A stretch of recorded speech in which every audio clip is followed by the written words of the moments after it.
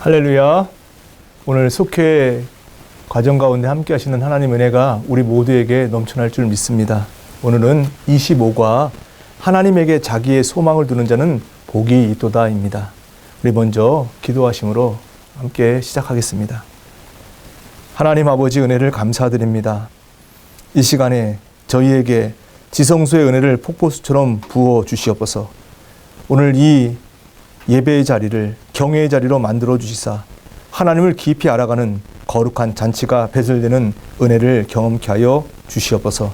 십자가의 은혜로 죄의 자녀가 언약의 자녀가 되어서 주님 앞에 엎드릴 때 성령님의 능력으로 모든 상처, 모든 악습이 떠나가는 거룩한 변화를 경험하는 하나님께 소망 두는 자에게 승리를 주시는 그 하나님 만나는 이 시간 되게 하여 주시옵소서.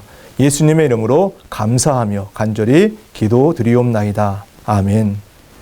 오늘 본문 말씀은 시편 146편 1절로 10절 말씀입니다.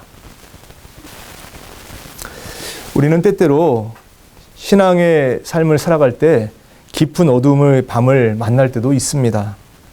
입에서 어쩔 때는 찬양이 사라지게 되기도 하고 인생이 꼭 실패한 것만 같은 그런 느낌을 받을 때가 있습니다. 주위를 살펴보면 내 편이 아무것도 없는 그런 상황을 만날 때도 있습니다. 하나님 안 계신 것 같기도 합니다. 어느 누구에게도 도움의 손길을 내가 받지 못할 그런 상황을 만날 때도 있습니다. 그래서 우리는 생각합니다. 공평하지 못하다. 분명히 하나님은 공평하다고 말씀하셨는데 내 인생은 공평한 대접을 받지 못한다 생각할 때가 있다는 얘기입니다. 그러니 우리는 그럴 때 하나님을 인정할 수도 없고 하나님을 찬양할 수도 없는 것입니다. 그나마 이런 상황은 내가 하나님과의 관계 속에서 신앙적으로 해석할 때 생기는 것이지 세상 사람들이 만나는 그런 환경 속에서 그들은 그저 고민해서 끝나는 것이 아니라 절망과 좌절로 이어지는 것을 보게 됩니다. 그런데 오늘 본문 말씀을 보시면 놀랍게도 시편 저자는 할렐루야라고 그렇게 시작합니다. 할렐루야, 내 영혼아 여호와를 찬양하라. 내가 만나는 환경과 형편이 할렐루야의 상황이 아닌데 어떻게 그렇게 했을까? 불평하던 내 영혼아 할렐루야 여호와를 찬양하라. 세상 이익과 가치를 따르던 내 영혼아 할렐루야 여호와를 찬양하라. 부정적이고 또 좌절된 내 상황과 형편에서 내 영혼에게 외칩니다. 할렐루야 여호와를 찬양하라. 여호와 찬양하라라고 하는 그 명령이 오늘 시편 기자를 통해서 우리에게 주어지고 있는 것입니다. 시편 기자는 하나님을 찬양하는 것이 자신의 사명인 것을 깨달았다는 것입니다. 하나님을 찬양한다는 것은 시편 기자뿐만 아니라 우리의 사명이고 또한 우리의 결단이 되어야 될 줄 믿습니다. 우리는 하나님을 찬양하게 될 때 하나님께서 가장 좋은 것으로 내 인생을 다듬어 가신다라고 하는 것을 우리는 믿고 있는 것입니다. 어떤 순간에도 하나님을 찬양하기로 그래서 우리는 각오하고 결단할 수가 있는 것입니다. 하나님은 우리 인생 가운데 있는 고통도 슬픔도 억울함도 그 속에서 하나님 우리에게 하나님을 찬양할 이유를 찾아오라 라고 말씀하십니다. 우리의 찬양의 목적과 이유가 되시는 하나님께 집중해서 하나님을 높이는 그런 복된 삶을 우리가 살아가야 될 줄 믿습니다. 오늘 먼저 은혜를 나눌 것은 첫 번째, 삶의 덧없음을 기억하라는 것입니다. 현대인들의 가장 큰 문제 중에 하나는 마치 우리 자신이 영혼을 살 존재인 것처럼 착각한다는 데 있습니다. 보이는 것이 전부라고 생각하기 때문에 죽음 이후에 대해서 생각하지 않습니다. 그러나 인간은 누구나 유한한 존재입니다. 죽음 앞에서는 무능력한 존재라는 얘기입니다.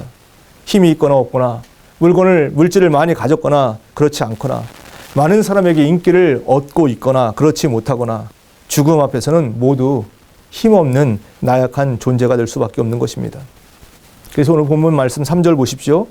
귀인들을 의지하지 말며라고 기록됩니다. 세상의 왕들 그러니까 권력자들을 의지하지 말라는 것입니다. 그들과 관계에 대해서 우리의 존재 자체에 변화가 생기는 것이 아니라는 얘기입니다. 모두가 좋은 인맥을 가지고 특별히 황금 인맥이라고 하는 것을 소유하기를 원하지만 인위적으로 맺어진 인맥은 영원할 수가 없다는 사실을 우리는 놓쳐서는 안 됩니다. 좋을 때는 그 무엇보다도 강력해 보이는 그 인맥이라고 하는 것이 나쁠 때는 그 무엇보다 쉽게 끊어지는 것 또한 인맥이라는 사실입니다. 이어서 얘기합니다. 3절 말씀에 도울 힘이 없는 인생도 의지하지 말지니 라고 말합니다. 원어 성경을 보면 구원할 능력이 없는 사람을 여기 도울 힘이 없는 인생이라고 표현하고 있습니다. 우리가 의지하는 것, 또 우리가 의지하는 사람도 스스로 구원할 수 없는 유한한 존재가 되는 것입니다. 이 세상에 하나님 외에 영원한 것은 절대로 없습니다. 4절 말씀 보십시오. 그의 호흡이 끊어지면 흙으로 돌아가서 그날에 그의 생각이 소멸하리로다 라고 말씀합니다. 세상에 권력자나 인기 있는 사람이나 큰 명성을 떨치는 사람들이라도 언젠가는 흙으로 돌아가는 인생의 덧없는 가운데 있을 뿐이라는 사실입니다. 인생의 덧없음을 기억하시면서 하나님께 소망을 줄 수 있는 우리의 모습이 되기를 간절히 원합니다. 둘째로 생각해 볼 것은 오직 하나님께만 소망이 있다는 얘기입니다. 그래서 우리에게 말씀합니다. 소망을 오직 하나님께 두십시오. 세상의 힘과 권력, 세상의 가치를 따르지 않는다면 우리는 도대체 무엇을 따라야 될까요? 오늘 본문 5절 말씀 보십시오. 야곱의 하나님을 자기의 도우심으로 삼으며 여호와 자기 하나님에게 자기의 소망을 두는 자는 복이 있도다라고 그렇게 말씀합니다. 성경에서 야곱은 자기 힘으로 인생을 살아보려고 했던 대표적인 사람입니다. 그러나 야곱의 그런 인생을 주도하시는 분은 바로 하나님이신 것을 우리는 압니다. 그렇기 때문에 결국 그의 인생은 하나님을 만날 때 가장 의미 있는 인생으로 변화된 것이 성경 이야기입니다.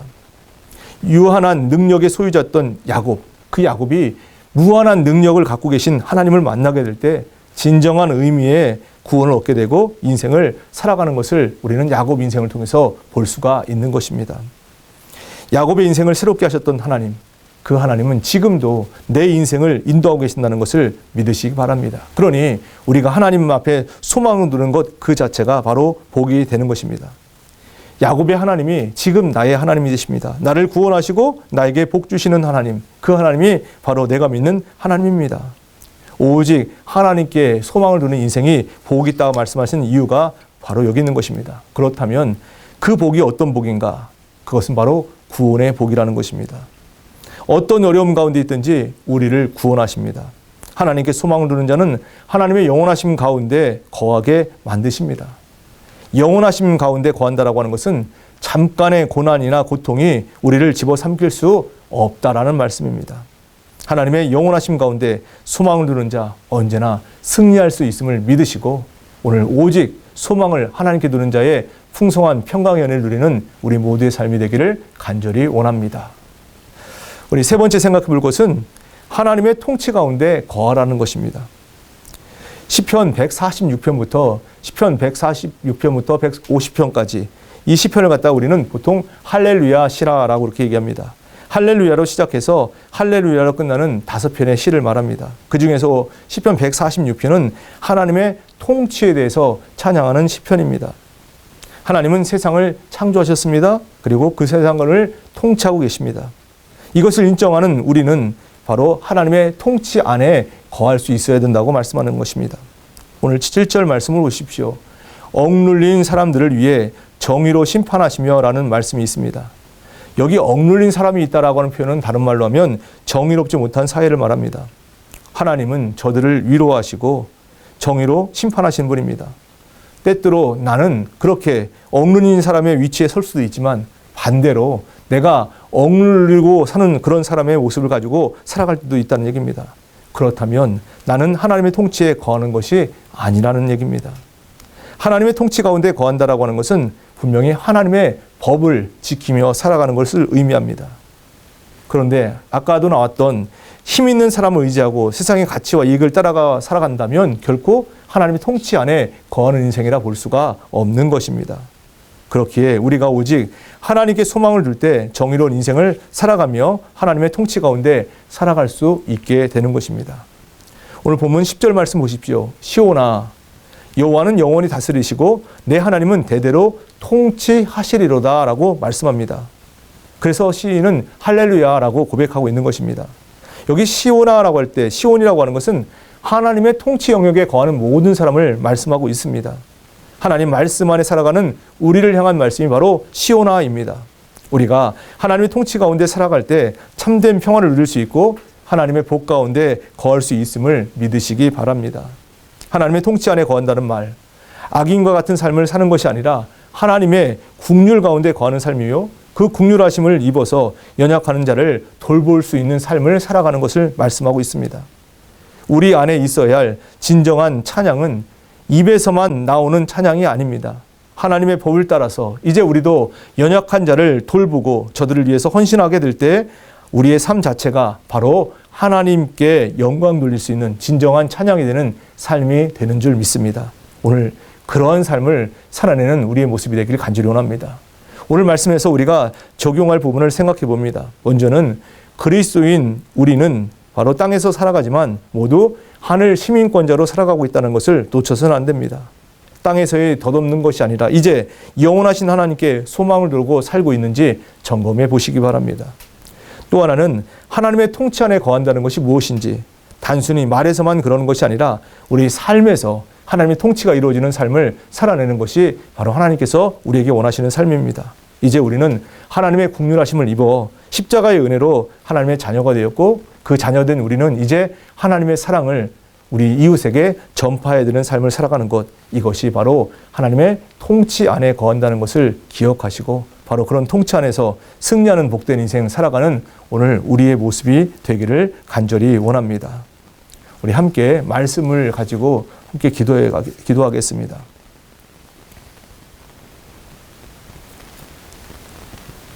하나님 아버지, 세상 모든 만물을 창조하시고 통치하시는 주님, 하나님의 자녀된 저희가 이 땅에서 온전히 하늘의 가치를 두고 살아가는 저희가 되게 하여 주시옵소서. 하나님의 긍휼을 입은 자로서 이제 하나님의 자녀된 저희들 이웃을 돌아보며 저들에게도 긍휼의 은혜를 나눌 수 있는, 저들을 돌볼 수 있는 저희 모두가 되게 하여 주시옵소서. 결국 그 삶이 하나님 앞에 거하는 삶, 하나님 통치 안에 거하는 삶, 하나님께 영광 돌리는 삶임을 기억하며 말에서만이 끝나는 것이 아니라 삶으로 옮겨지는 우리의 신앙의 모습이 될 수 있도록 은혜 더하여 주시옵소서. 남아있는 한 주간의 삶, 하나님께서 주장하는 삶에 순종하며 하나님 통치 안에 거하는 복된 삶으로 승리할 수 있도록 주님 도와주시옵소서. 예수님의 이름으로 감사하며 간절히 기도드리옵나이다. 아멘. 하늘에 계신 우리 아버지여, 이름이 거룩히 여김을 받으시오며 나라의 임하옵시며 뜻이 하늘에서 이룬 것 같이 땅에서도 이루어지이다. 오늘날 우리에게 일용할 양식을 주옵시고 우리가 우리에게 죄 지은 자를 사하여 준 것 같이 우리 죄를 사하여 주옵시고 우리를 시험에 들게 하지 마옵시고 다만 악에서 구하옵소서. 대개 나라와 권세와 영광이 아버지께 영원히 있사옵나이다. 아멘.